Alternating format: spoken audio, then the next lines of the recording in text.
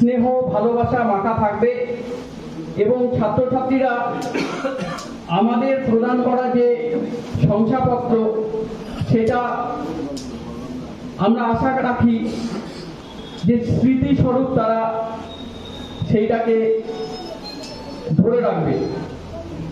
তবে শংসাপত্র পেলেই যে অনেক কিছু পাওয়া হয়ে যায় বা শংসাপত্র যিনি দিলেন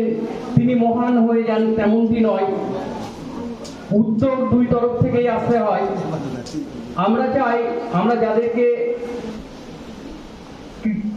যাদেরকে শংসাপত্র প্রদান করলাম তারা তাদের শ্রম, তাদের মেধা সমস্তটাই আরো পুঙ্খানুপুঙ্খভাবে তার নিজের জন্য, তার বাবা মার মুখ উজ্জ্বল করবার জন্য